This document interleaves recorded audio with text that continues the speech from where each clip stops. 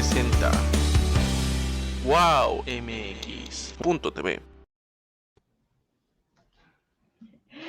Bueno, pues, ¿qué tal? ¿Cómo están? Buenas tardes, me da mucho gusto poderlos saludar y sobre todo hoy con una gran invitada, bueno, ahorita les voy a platicar todo lo que hace Rosario Alfaro, licenciada Rosario Alfaro, que es directora de Guardianes, una organización padrísima, ahorita vamos a estar platicando de eso. ¿Cómo estás, Rosario? Qué gusto saludarte. Muy bien, Carla, muy contenta de estar aquí contigo, de poder hablar y de poder comunicarme con todas las personas que te ven. Muchísimas gracias, Rosario. Y la verdad es que ya tengo mucho tiempo de poder conocer la gran labor que ustedes hacen con esta organización que se llama Guardianes, Afectividad y Sexualidad AC, que para decirlo de una manera en la que se pueda entender, ¿qué es lo que hace Guardianes? Mira, nosotros somos una asociación civil que desde hace 20 años nos dedicamos a prevenir el maltrato y la violencia sexual en niñas, niños y adolescentes, trabajando con sus madres, padres, cuidadores primarios y también con sus docentes. Y desde el 2017 tenemos el estatus consultivo en ECOSOC, Organismo de las Naciones Unidas, y hemos colaborado pues con varias organizaciones de la sociedad civil, tanto en la defensa y en el cuidado de los derechos de niñas, niños y adolescentes, como en la restitución de sus derechos, y también pues ayudar a que se tenga una comprensión más profunda de qué es lo que ocurre con la violencia sexual cuando pasa en la infancia, cómo se podría prevenir y también cómo capacitarnos para poder generar sobre todo espacios de conciencia que ayuden a las víctimas a recuperarse, restaurarse, a tener la confianza para poder hablar, a no ser revictimizadas cuando intenten hablar de este tema, y darle a las personas en general una comprensión de por qué las víctimas actúan como actúan, de por qué viven o sea, mucha gente dice, pero ¿por qué las víctimas hablan años después? ¿No? Si a mí me hubiera pasado esto, al otro día estaría en la procuraduría poniendo mi denuncia, ¿no? En la fiscalía denunciando esta situación. Y la verdad es que solamente las personas que viven una experiencia traumática comprenden que la experiencia en sí misma genera muchos problemas de trastorno de estrés postraumático que van a hacer que las víctimas hablen años después, comprendan después qué fue lo que les ocurrió y que además esto no significa que ya no tengan remedio, ¿no? Al contrario, que una víctima nunca es tarde para hablar. Las víctimas no hablan cuando pueden, no hablan cuando quieren, hablan cuando pueden, ¿no?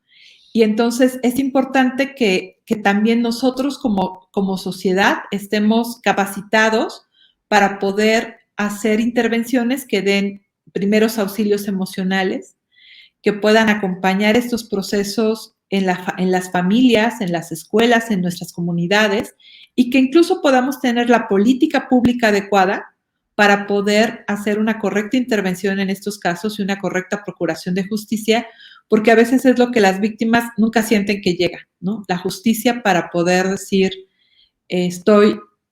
otra vez, la sociedad me coloca en un lugar en donde se visibiliza mi dolor y se le da un sentido y no solamente se me trata mal porque todo el mundo siente que de alguna manera permití que me pasara esto, ¿no? O Claro. sea, eso nos dedicamos a hacer.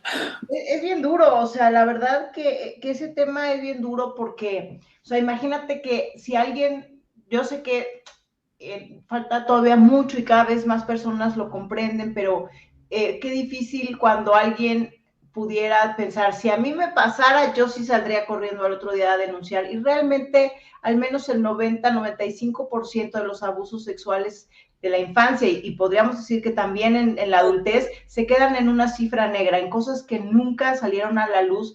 A mí me pasa muy comúnmente que la gente se acerca y me dice, ay, es que yo me identifico con esto, con el otro, porque yo viví abuso sexual infantil. Y, muy bien, ¿y cómo estás? Bien. Oye, ¿hiciste alguna denuncia? ¿Hiciste algo? No. Pero ¿sabes qué me impresiona? Que siempre me dicen, pero yo ya perdoné.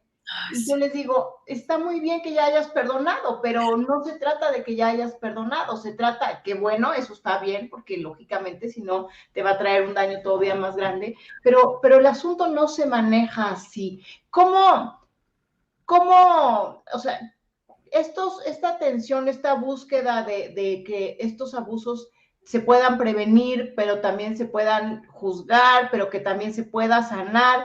¿Cómo? ¿Cuáles son todas estas áreas en las que de una u otra manera, si estamos interesados, podemos acercarnos a Guardianes? Porque creo que México está lleno de personas que han vivido abuso sexual infantil de una manera que no podemos comprender, ¿no? Y que hemos aprendido a vivir así, ¿no? Mira, yo creo que todos y todas debemos de capacitarnos independientemente de que seamos profesionales de la salud o que nos dediquemos a atender a acompañar a víctimas. Todos deberíamos de estar preparados en algo que se llaman primeros auxilios emocionales. Así como nos preparamos para tener primeros auxilios cuando alguien se corta, cuando alguien se cae, cuando alguien necesita alguna ayuda, y todos, bien que mal, sabemos que hay cosas básicas que necesitamos hacer para resguardar la salud física de alguien, también deberíamos de saber cómo resguardar la salud emocional y psicológica de una persona, más cuando esa persona es un niño o una niña, ¿no? Tal vez algo que toda la gente debe de saber es que qué ocurre con la violencia sexual o con la violencia física y cómo tenemos que acompañar a las personas cuando se atreven a contarnos. O sea, lo primero, por ejemplo, es creerle a la víctima, ¿no? Esto es muy importante, creer que le pasó. A veces, no sé, es muy difícil creerle a alguien que sufrió violencia sexual y realmente, por ejemplo, si es un adolescente, decimos, ay, no, los adolescentes ya estaban listos y sabían y etcétera, ¿no? O sea, juzgamos muchísimo a las víctimas. Lo primero es que hay que creerle a la víctima, sea quien sea. O sea, incluso hasta si fuera una persona adulta, hay que creerle a una víctima. Mucha gente dice, pero ¿qué tal si miente? Yo diría que el 98% de las víctimas no van a mentir sobre este tema, ¿no? Tal vez existe alguien que está, que puede decir alguna cosa que no sea del todo así, pero es muy difícil que una persona mienta. Muy difícil. Hay que creerle a las personas. Dos, hay que contener también sus emociones, porque fíjate que muchas personas piensan que cuando alguien cuenta este tema de ser víctima, lo va a contar triste, llorando, en un mar de lágrimas, con el corazón roto, y más bien las víctimas lo que tienen es mucho enojo, ¿no? Tienen mucho enojo, tienen que poder contener la rabia, contener cuando alguien está muy enojado, calmarlo, informarle. ¿Qué le tenemos que informar a una persona cuando la estamos escuchando? Uno, que le creemos. Dos, que no fue su culpa. Que todas las cosas que una persona sufrió siempre son culpa del agresor. El agresor la manipuló, la sedujo. Bueno, manipular es una palabra que queda mejor porque a veces seducción la gente entiende como positivo.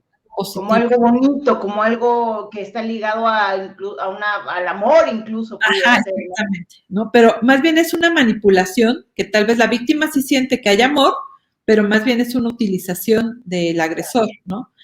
Y ahí, sobre todo, yo creo que una cosa importante es consolar a una víctima por lo malo que le pasó y también por lo bueno que le dejó de ocurrir, ¿no? A veces en la violencia solamente vemos las cosas que el dolor que le causó a una víctima, el daño que dejó, pero también no vemos, que es lo más importante, que es lo bueno que no vivió esa persona mientras estaba ocurriendo el abuso, ¿no? Porque generalmente la violencia sexual en la infancia no es de una ocasión. Generalmente como son personas cercanas, el 60% son personas cercanas de la familia, esto puede durar incluso años, mucho tiempo, un periodo largo de tiempo en la vida de una persona. Entonces, es importante que las víctimas encuentren consuelo y siempre es muy importante que las llamemos a la acción. La acción de dos cosas. Una, como tú bien decías, denunciar legalmente, y también para eso va a tener leyes más justas y más adecuadas y protocolos de actuación mejor elaborados, mientras más personas denuncien. Como tú muy bien dices, la mayoría de las víctimas no denuncian, solamente 1 de cada 10 víctimas denuncia, y la verdad es que muchas sienten que perdieron el tiempo y que no tuvieron una procuración de justicia.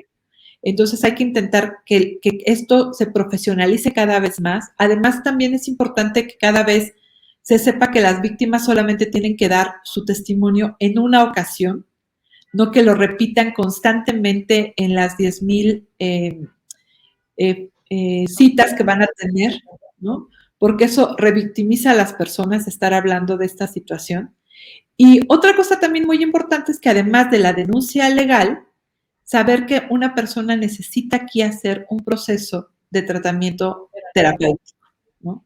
Que es importante que haya terapia y que también aquí yo quisiera hacer un llamado a todas las personas que se dedican a acompañar estos procesos, pues a que nos profesionalicemos en trastorno de estrés postraumático, porque a veces también los profesionales de la salud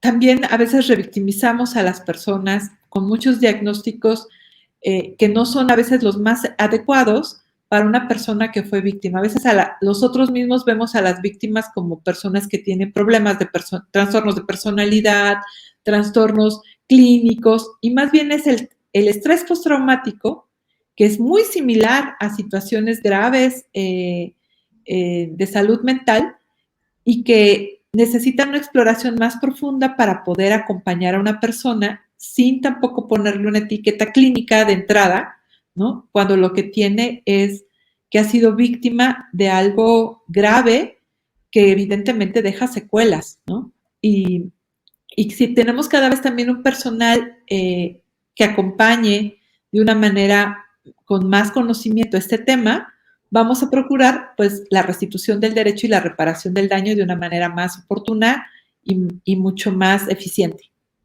Este tema tiene así como 80,000 preguntas porque que no sé ni cuál de todas hacerte, porque, por ejemplo, dices, bueno, ¿cómo?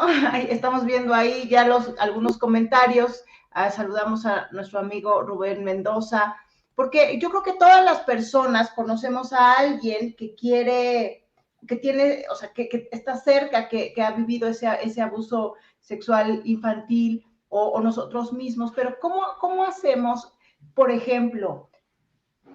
A ver, obviamente hay 2 fases. Cuando ya pasó mucho tiempo y decimos, ¿ya qué hago ahorita? O sea, eso fue mi abuelo, yo ya tengo 30, yo ya tengo 28, yo ya tengo 40, yo ya tengo 50. O sea, ¿qué? Yo ya para qué, ¿no? Ya solo me sequé las lágrimas y aprendí a vivir así. ¿Qué hace un adulto que fue un niño abusado sexualmente? Mira, justo me estás haciendo una pregunta que voy a invitar a tu auditorio a que pueda la próxima semana acompañarnos en un foro que se llama Nunca es tarde para hablar, que está justamente pensado en aquellas personas que en la vida adulta se dan cuenta del tema. Te voy a decir, por ejemplo, una estadística muy sencilla. Solamente el 2% de las personas que sufren, de los niños y niñas y niños que sufren abuso sexual, solo el 2% lo dicen cuando está ocurriendo. Solo el 2%. Solo el 2%. Wow.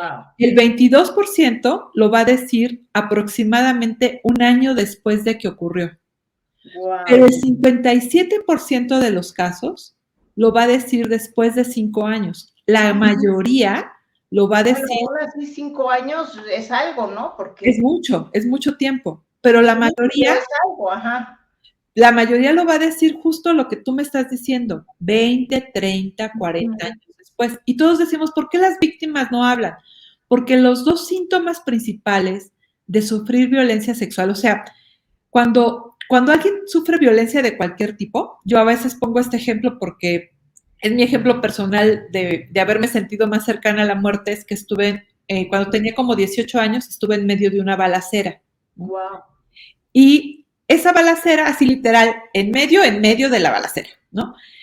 Hizo que cada vez que yo pasaba por la misma calle, tenía yo mucho miedo de esa situación, me sudaban las manos, me ponía muy nerviosa, y aunque ya se me hubiera olvidado tiempo después, volví a estar cerca del lugar y otra vez volví a sentir la misma angustia, ¿no? Las víctimas de violencia sexual, la escena del crimen no es una calle o un lugar o una casa, es su cuerpo. Claro. Es el cuerpo en el que están ellos todo el tiempo. Entonces, el mecanismo de defensa que hacemos para evitar ese dolor emocional es desconectarnos del cuerpo. Por eso todos los síntomas que tienen que ver con la violencia hablan de disociación, hablan de tener trastornos de la alimentación, trastornos del sueño, trastornos de ansiedad, trastornos de muchos tipos, ¿no? Y lo que nosotros hacemos ante este tipo de situación dolorosa, pues es evitar estar en nuestro cuerpo y generalmente eso genera amnesia. Olvidamos la situación, aunque parezca que es una cosa rara, olvidamos la situación. Entonces, ¿cómo podemos darnos cuenta? De esto se va a hablar años después. De hecho, por eso tenemos ahora leyes que ya no prescribe la denuncia del abuso, porque sabemos que las víctimas van a hablar muchos años después, ¿no? Aquí, por ejemplo, tú preguntas, ¿no? ¿Qué hacer? Ajá, es la pregunta que me hiciste, ¿no? ¿Qué hacer si somos adultos y vivimos abuso sexual infantil? Pues mira, lo primero es que tenemos que darnos cuenta que muchos de la sintomatología que tiene una persona adulta, que a veces no entiende y que piensas que eres así, que eres depresivo, que eres ansioso, que eres, que tienes algún problema, es porque así eres y no porque la raíz viene de una situación abusiva. ¿Qué hacer? Nunca es tarde para hablar. Es importante empezar a hablar del tema. Es importante además buscar ayuda adecuada. Mientras nosotros encontremos este acompañamiento y podamos ser valientes para poder entrar por esta herida y podamos desarrollar cada vez más conocimiento de nosotros mismos, conciencia, muchos de los síntomas que tenemos, la verdad es que van a disminuir y vamos a sentirnos mucho mejor. Yo diría que lo primero que tiene que hacer una persona adulta que sufrió abuso infantil es recuperar su vida, su historia y empezar a hablar del tema. Porque la mejor manera es que esta herida la volvamos una cicatriz. Las cicatrices no duelen. Y para volverlo esto una cicatriz necesitamos realmente, pues, sanar nuestra herida. Y así como las heridas físicas, esto es rascarle, limpiarle, hacer todo un proceso para que entonces podamos sanar nuestra historia. Fíjate que algo que dijiste se me hace súper interesante. Empezar a hablar de eso, porque aunque a lo mejor tú digas, ay, ya ni modo que ahorita me ponga a denunciar, se puede, porque como tú dices, ya no prescriben. Oye, pero es que era mi abuelito, ya ahorita ya para qué lo digo. Pero cuando tú lo hablas, sí realmente sanas, vas sanando y además ayudas a tus hijos, aunque también incluso ya estén grandes, a que ellos aprendan a que no se tienen que quedar callados y a la vez a tus nietos y a las siguientes generaciones. Y esto es muy importante, por ejemplo, este comentario que dice, los niños nunca mienten sobre un abuso, porque es casi, todo puede pasar, pero es sumamente difícil porque es todo lo contrario. Lo que es muy difícil es que lo hablen. Y cuando toman el valor de hablar y nosotros como adultos, ahora hablemos de los adultos, de los papás, que no estamos preparados para que nuestros hijos nos digan eso, porque he visto una y otra vez, recuerdo el caso, por ejemplo, de Norma Bastidas, ella es una activista alrededor del mundo que ha sido muy famosa ya y dice, mi abuelo me abusaba y cuando yo le dije a mi abuela me dijo, así son los hombres, no se pueden aguantar, tú calladita. Recuerdo otro testimonio de otra chica que me dijo, mi tío me abusaba, pero mi mamá sí me apartó de él, pero no hizo nada. No, pero muchas veces es que realmente nos estamos desarmados, no sabemos qué hacer cuando un hijo nos dice, tu papá, el papá, el padrastro, el abuelo, o sea, ¿qué hacemos? Porque no solo implica esta parte de decir, ¿cómo hago para ayudarte sin destruir a toda la familia? ¿No? Tienes ese miedo de decir, entonces corro a tu papá, ¿qué hago con tu abuelito? O sea, se acabó lo que parece ser tu realidad, ¿no? Es que tal vez, ¿sabes, Carla? Necesitamos hacernos preguntas diferentes.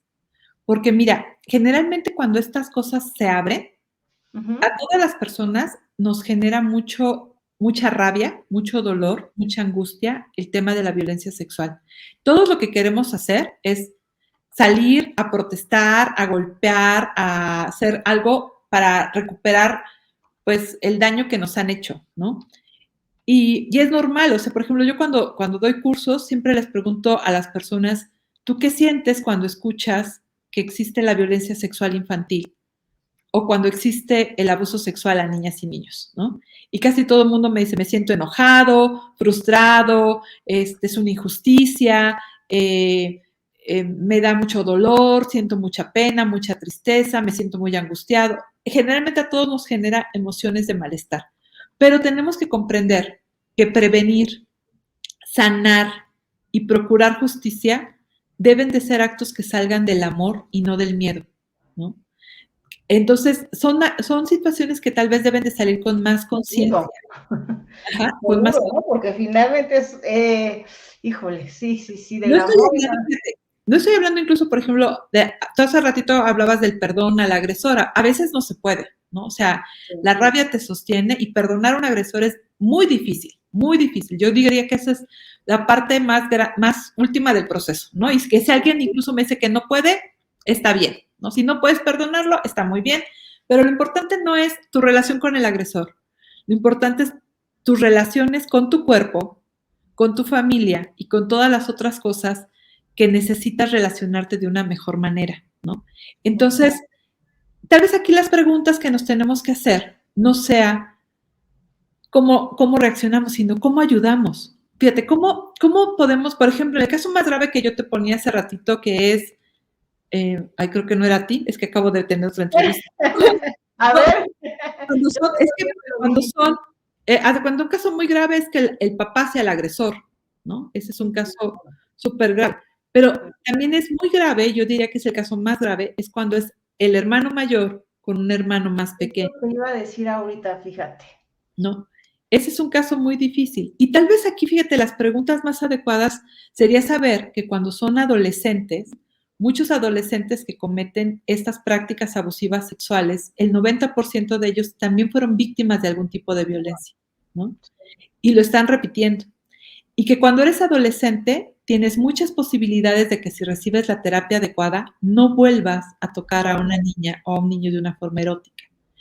Entonces, tal vez en el caso de los adolescentes, las preguntas que nos tenemos que hacer es, ¿cómo podemos hacer para darles acompañamiento adecuado para que esto ya no vuelva a ocurrir? En lugar de criminalizarlos y hacer que este tema sea un tema en donde no reciban ayuda adecuada.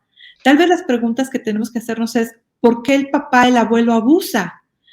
No estoy diciendo que hay que defenderlos. No, necesitan una sanción. O sea, si un adulto, cualquier adulto, comete un asunto de violencia sexual, esto es un delito y necesita un acompañamiento.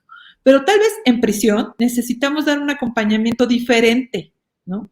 Porque también es una persona de nuestra familia. Tal vez también necesitamos encontrar y conocer por qué esta situación se da. O sea, no es normal que un adulto se siente excitado con una niña o un niño menor de edad, ¿no? Es una situación anormal. Necesitamos tal vez buscar cómo podemos acompañar a los agresores y conocer más esto, cómo funciona. Evidentemente en un asunto de reclusión, porque no pueden estar con la sociedad, pero también necesitamos ver cómo podemos acompañar a las familias, porque por ejemplo, cómo reaccionamos si sabemos que nuestros hijos están sufriendo violencia sexual, también las familias necesitan un acompañamiento. Esto todo el mundo debe de saber que no solamente afecta a las víctimas, que afecta a la familia y que para las personas cercanas de la familia que están acompañando estos procesos también es difícil, doloroso y que también van a necesitar mucho apoyo emocional y mucha contención para poder salir adelante. Pero aquí es importante reconocer que los seres humanos somos mucho más resilientes de lo que creemos y que evidentemente tenemos la fortaleza para poder sobreponernos a estas situaciones tan difíciles. Fíjate que yo justamente hablaba con una psicóloga especialista en violencia sexual, en violencia de menores, que tiene un libro muy bonito que se llama Vivir para Contarlo, se llama Débora Salgado. Luego me gustaría presentarlas porque me contaba justamente de un caso donde tuvo que atender a una mamá que su hijito adolescente había abusado del chiquito, ¿no? Y entonces justamente esto que sale a la luz porque dices, bueno, a los dos son mis hijos, a los dos los amo. ¿Cómo hago para ayudarlos a los dos, no? Creo que cuando es otro menor, pues es probablemente ni siquiera es que tenga una desviación, sino de repente no supo cómo manejar las hormonas y nada más tuvo ahí como pudo a la mano, ¿no? Pero también ella había sufrido este abuso sexual por parte de, no me acuerdo de su papá o de su padrastro, pero fíjate, pasó algo que me parece un caso tal vez de los poquísimos que existen, porque ella le dijo a su mamá le dijo, le creyó, denunciaron al papá o al padrastro, el papá reconoce lo que hizo y acepta la prisión, así tranquilamente, por decirlo de alguna manera, encima le pide perdón y encima busca hacer una reparación, digamos, pide que él cómo puede reparar lo que hizo, ¿no? Entonces, esto es una cosa idónea que no suele ocurrir, ¿no? Pero, ¿qué hacer cuando realmente no encuentras ese apoyo, ese respaldo? Puedes tú hablarlo con tus amigas, o puedes hablarlo con quién, puedes hacer, o sea, es que es bien difícil, ¿no? Porque cuando eres un pequeño que no, o un menor, o una persona joven que no encuentra ese respaldo en tu grupo más cercano, pues se complican mucho más las cosas, ¿no? Y eso hace que de una u otra manera, pues tenga secuelas toda la vida. Parece que no, pero sí las hay. Y algo que me gustaría compartir, en Alas Abiertas nosotros pues trabajamos muy particularmente en el tema de trata de personas. Y déjame decirles a ustedes que nos ven, que nos escuchan, que el 90% de las personas que son víctimas de trata de personas con fines de explotación sexual, o las víctimas de prostitución, o las víctimas de pornografía, al menos el 90% primero fueron víctimas de abuso sexual infantil. Claro, claro. Entonces se siembra una tierra fértil que como menos te va a traer muchas secuelas en tu vida de pareja, pero el 90%, al menos, y lo hemos comprobado, claro, con todas las sobrevivientes que hemos conocido en una década, de verdad, y hemos conocido sobrevivientes alrededor del mundo, y siempre es lo mismo. Hay abuso sexual infantil que no fue, digamos, subsanado, y entonces las consecuencias aunque vivas, te pueden costar la vida, ¿no? Claro. Qué grueso, ¿no? Es que justamente haz de cuenta, Katia, lo que ustedes encuentran en Alas Abiertas, en Alas, bueno, en Alas, Alas Abiertas, sí, es abiertas, muy bien. En Alas Abiertas es que las personas que sufrieron violencia sexual generalmente tienen eso que te decía yo de la disociación, ¿no? Y la disociación traumática hace que tú no te sientas conectada con tu cuerpo. Eso puede hacer que te vuelvas una persona reprimida sexualmente, o sea, que no quieras ningún contacto sexual, que te cueste incluso tener relaciones sexuales, o que por el contrario permitas que te hagan víctima de trata, o sea, no que des tu consentimiento, sino que estés ahí como zombie, ¿no? O sea, como si no estuvieras del todo en ti. Un patrón de abuso, digamos. Exactamente, ¿no? Porque es una cosa que inconscientemente, o sea, se oye mal, pero inconscientemente es como estar buscando comprender por qué alguien que era cercano a ti abusó de ti, por qué te ocurrieron estas cosas. Y es una forma que los seres humanos tenemos que entender que es de canalizar el dolor emocional que tienes, ¿no? Aunque esto parezca que se hace más grave, más grande, pero así funciona el dolor humano y así funciona nuestra mente. Y más que revictimizar a las víctimas por esto, tenemos justamente que hablar desde un espacio más comprensivo de cómo funciona la violencia y darnos cuenta que para poder terminar con estos patrones necesitamos más conciencia, más información, más educación y prepararnos todos, porque, por ejemplo, cuando Cuando la familia o papá y mamá no pueden ser estas figuras de protección para niñas y niños, lo real es que, como dice este bonito dicho africano, para educar a una niña y a un niño se necesita una aldea, ¿no? Wow. No solamente una familia o no solamente una persona.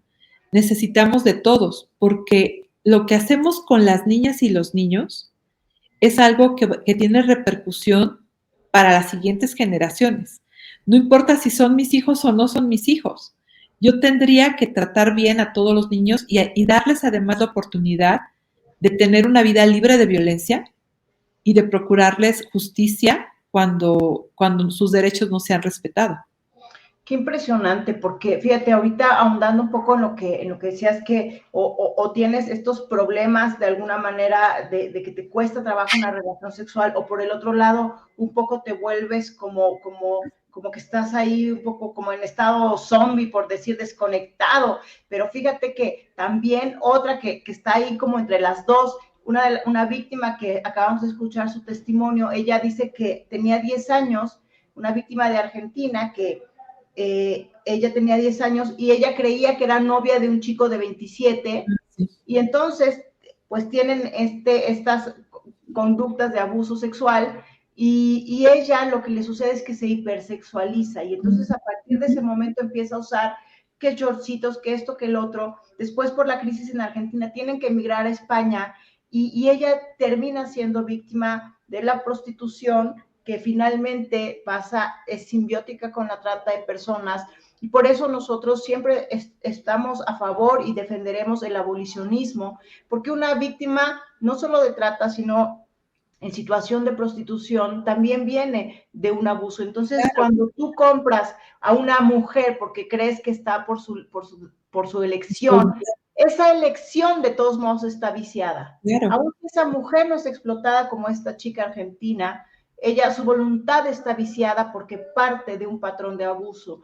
Entonces, creo que pues estas causas nuestras están bien de la mano, y por eso también me gustaría, voy a ver si aquí puedo compartirles, déjenme ver, si les puedo compartir la imagen de lo que vas a tener muy pronto, estos foros, estos cursos que creo que, como nos estabas platicando, son gratuitos, ya vienen. A ver, cuéntanos un poquito, déjame, espero hacerlo bien. Ahí les voy a compartir porque lo tengo aquí en mi WhatsApp, y acá tengo las imágenes. Tenemos esta imagen. ¿Esto de qué es? Esto es una carrera por los derechos de las niñas y los niños, que va a ser el 20 de noviembre en el Bosque de Aragón, aquí en la Ciudad de México, en donde invitamos a mamás y papás a correr con sus niñas y niños. Se trata de que corran en parejas y que hagan una actividad por los diferentes derechos de las niñas y los niños, y que sea una actividad pues lúdica, de integración, de juego, de esparcimiento para mamás, papás y niñas y niños, ¿no? Está padrísimo eso. A ver, vamos a ver. Entonces, aquí, ¿cómo le podemos hacer para acceder a esto? ¿Nos inscribimos en la liga que nos pusiste o esa es otra? Porque veo que no, la liga es el foro. Se pueden inscribir en nuestra página web, que es www.guardianes.org.mx, o en nuestro teléfono, que es 55 36 18 02 40. Lo voy a volver a repetir: 55 36 18 02 40, donde podemos responder pues sus dudas y preguntas y darles información de la carrera. Lo siguiente que pusiste es una plática de inteligencia emocional que también vamos a tener. Pero a lo que más me gustaría invitarlos, porque esas pláticas las damos con frecuencia, no sé si te mandaron. También son pláticas que generalmente damos, pero esas las pueden encontrar pues al menos cada mes o cada 2 meses en nuestras redes y en nuestras plataformas. Pero lo que más me gustaría invitarlos es un evento que vamos a tener la próxima semana, que es un foro que se llama Nunca es tarde para hablar. Okay. Y este foro vamos a entrevistar a varios especialistas en el tema. Te voy a decir algunos de los especialistas que vamos a tener. Eh, Vamos a tener, bueno, a alguien que a mí me emociona mucho, vamos a entrevistar a la doctora Anabel González. ¡Qué padre! Anabel González es una experta en disociación traumática. ¡Wow! Adultas que sufrieron violencia, ¿no? Mira, ella está justamente en la Liga de Registro al Foro. Ella la vamos a entrevistar el martes. Ella acaba de sacar este libro que se llama Las cicatrices no duelen y que creo que puede ser muy valioso para todas las personas adultas que han vivido violencia sexual en su infancia. También va a estar el doctor Jorge Barudi. Jorge Barudi es un psiquiatra chileno que vive en Barcelona y que ha abierto centros de atención a niños en varios países de la Unión Europea, que la verdad tiene de las mejores prácticas para atender la violencia sexual. Wow. Y él tiene muchas publicaciones al respecto. Él además tiene siempre un enfoque de género y es como muy interesante escuchar al doctor Jorge Barudi. Él nos va a hablar justamente de las secuelas que tiene la violencia sexual, cómo podemos detectarla cuando ya somos adultos. Y vamos a tener también algunos otros invitados como que nos van a hablar. Hay uno de nuestros invitados que fíjate que a él lo conocimos en un congreso que hubo en Estonia este año, hace unos meses, y él presentó los avances de su tesis doctoral, la tesis doctoral, justamente para hablar de estas consecuencias cuando pasa el abuso en la familia en personas adultas. Él es el doctor Nicolás Gabriel, justamente acaba de obtener el grado de doctor por esta tesis y nos viene a presentar esta información que la verdad es como muy, muy necesaria para las personas que sufrieron violencia en la infancia. El foro va a ser del 14 al 19 de noviembre, ahí están solamente 4 de nuestros expositores. Todos los días vamos a tener alguna conferencia que nos va a hablar sobre estos temas, desde el 14 al sábado 19 de noviembre, y todas son por Zoom, son gratuitas. Si ya las personas no nos caben en Zoom, también van a estar en nuestras redes sociales en Facebook, te vas a ver también en Facebook, pero yo creo que sería muy valioso para todas las personas en general que tienen sospecha de que tal vez sufrieron abuso sexual o que recuerdan que tuvieron abuso, que lo puedan ver y que se den cuenta que nunca es tarde para hablar, ¿no? Que nunca es tarde para poder recuperar su vida, su historia, para poder sanar. Que recuerden justamente esto que dice la doctora Anabel González, ¿no? Una herida duele mucho y las cicatrices no duelen. Pone un ejemplo en este libro que la verdad está precioso, que yo se los recomiendo mucho. Wow. Dice un ejemplo que a mí se me hace que es muy, muy bueno. Dice que cuando tenemos una piedra en nuestra infancia o en nuestra adolescencia, que es una piedra de abuso, de sentir que estamos cargando un lastre muy grande, cuando vamos a terapia es como si la fuéramos haciendo polvito y arena. Mientras más hablemos de ella, más la molemos, ¿no? Wow, qué padre. Tal vez siempre vamos a tener un poco de arena en nosotros, pero no es lo mismo soplarle a la arena que soplarle una piedra, ¿no? Entonces, si queremos... Estoy de acuerdo. Pesa mucho menos, además, ¿no? Entonces, si queremos sanar esto, pues necesitamos empezar a encontrar espacios para hablar. Y estas personas, Paula Lobos, que también está aquí, Paula Lobos es de la Asociación Paicabí, pero estuvo mucho tiempo formándose en Escocia, en un modelo de atención a niñas y niños, que yo creo que es de los más efectivos a nivel mundial, y que hablan de muy buenas prácticas para atender este tipo de casos. Creo que escuchar a estos expertos que son de otros países, que tienen otras formas de vivir, de atender, de acompañar a las víctimas, puede darnos a todos, no solamente a profesionales, sino a cualquier persona y sobre todo a alguien que vivió esta situación, mucha esperanza y mucha luz para poder encontrar, pues, salud emocional. Wow, qué impresionante, Rosario, de verdad, qué trabajo tan maravilloso.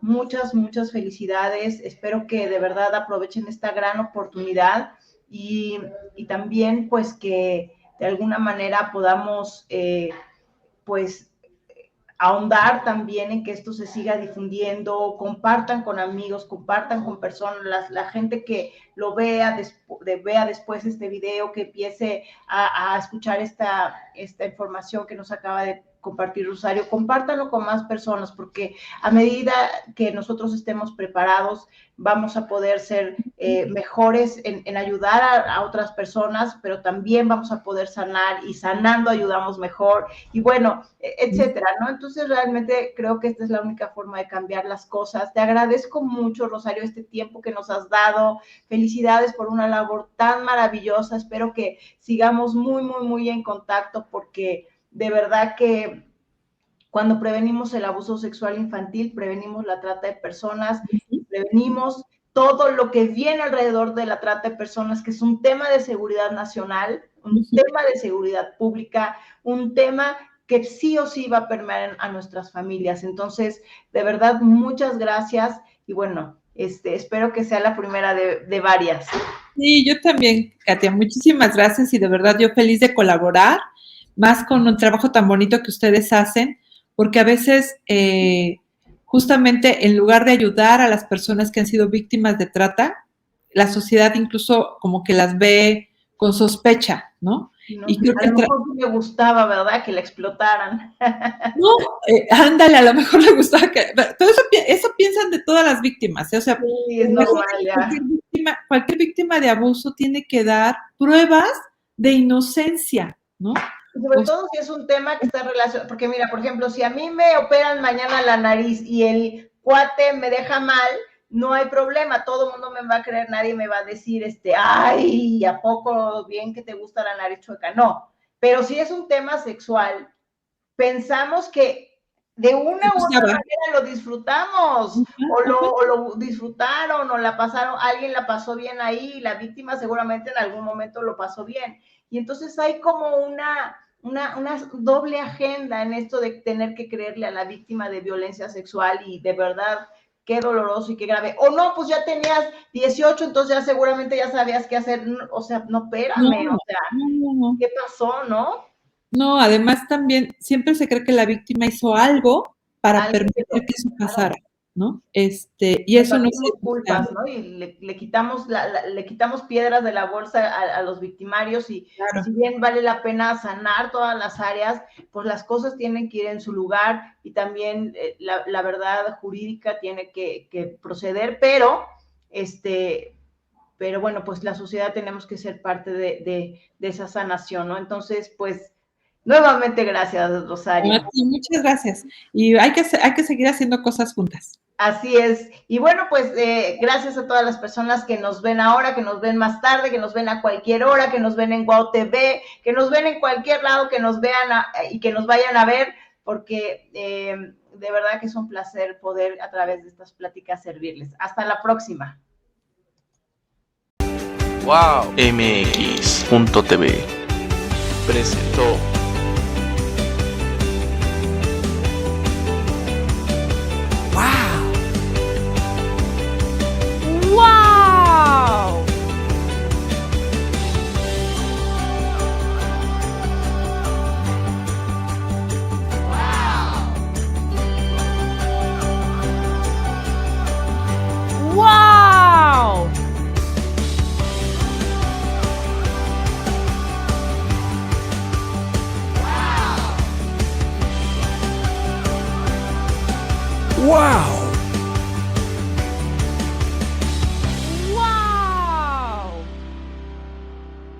Wow. MX.tv